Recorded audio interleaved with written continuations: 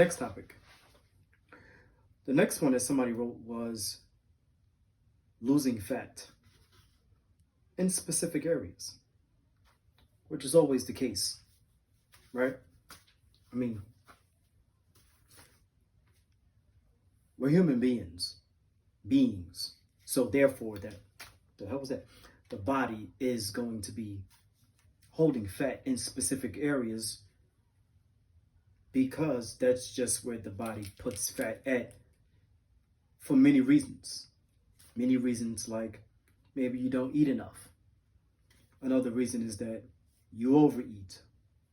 Another reason is that your activity level is not doing you any good, or not doing you any good, meaning you may be doing too less of an activity based on the amount of calories that you put in, or you're doing too much of, and then the calories is not meeting the requirements needed. It's really interesting.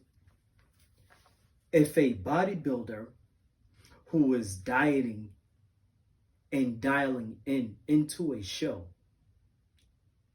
and they're on a strict regimen, go look at the most ripped bodybuilder that you see.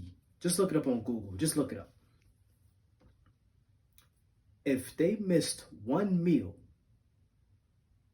or two meals, they're going to be pissed because everything is accounted for.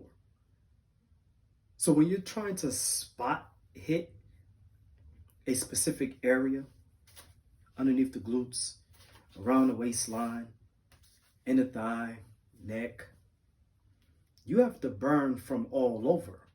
And when you burn from all over, then it starts to tap into certain areas that's hard to get. So the discipline is nutrition. Intake must be consistent. Otherwise, the body goes, well, you didn't do what you did before, or we're not on this program that you're doing now, or we're not on this program that, whoa, I said that all wrong. Or the body goes, hey, you're too inconsistent with what you're doing, number one. Number two is, it's a new diet, so the body's like, whoa. So what happens is there must be a consistency of what it is that you're doing. And that consistency, of course, must be healthy food. I'm not going to go into that, but it must be consistent, so that now whatever physical activity that you're doing, right, they both start to complement each other and the body starts to adjust. And of course, exercises that's high in cardio. Kickboxers, bodybuilders, martial artists, or just a plain simple athlete. You have to think, like, is my meals consistent enough? And am I burning not just calories, but am I burning enough calories? And then am I refueling, that's the other part, refueling my body up with the proper nutrients to keep the fat burning process happening, which is interestingly weird. We all know that one or few or two, couple of more people who go to the gym and just can't seem to get that fat off. And then, a trainer would ask them, or somebody who's knowledgeable would ask them, what are you doing after your workouts? And this is where they think we're trying to sell. No. What are you doing after your workouts? Really? That's what you're doing? No. First of all, you tore your body down in any given high stress workout. Number two, if the improper nutrients is going in, then that's why you're going to be consistently having the consistent amount of body fat that you have on from when you started, because you're not giving your body anything to rebuild back up the muscle. Then once the muscle starts to get almost fully intact, what happens is it starts to generate energy as it's doing it, and the body doesn't need the fat to keep you alive because it's a survival mode then too. So it doesn't need to keep the fat that you currently have, so it burns that in order to lay down new muscle tissue. So proper nutrient intake must be happening consistently. So for those of you who are eating one meal a day, if it's a bean salad today and tomorrow it's fish, the next day is chicken, the next day is beans, if it's inconsistent with the amount of protein going in, your body's going to be like this. So if you want to build muscle, your body weight, it must be rather close or a little bit above.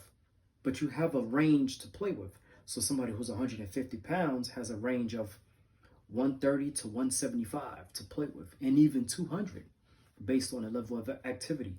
So somebody who's 200, they have a 175 to 250 range to play with to keep their body consistently growing muscle or having the nutrients to put on muscle from the physical activity in what you're doing, because physical activity is also physical stress that breaks the body down. So when losing fat, if you don't get that right, your body will always be holding on to fat. So this is what bodybuilders have mastered. This is what athletes who are looking to keep that fat off or take the fat off and they put it back on purposefully, then they take it off. They are focusing on the most important thing, which is the micronutrients and the macros, which is the proteins, the specific amount of carbs, but also activity, but consistent intake. It's either subtraction or addition. So these days, they have so many supplements. They have so much nutrition that sometimes you even know which way to go. So it's about keeping carbs at a certain level based on your body weight and your physical activity. And it's about keeping your protein around your body weight.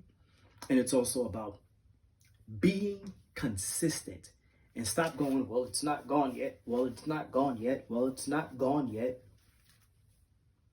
Obviously, it's not going to go overnight. So you have to be consistent.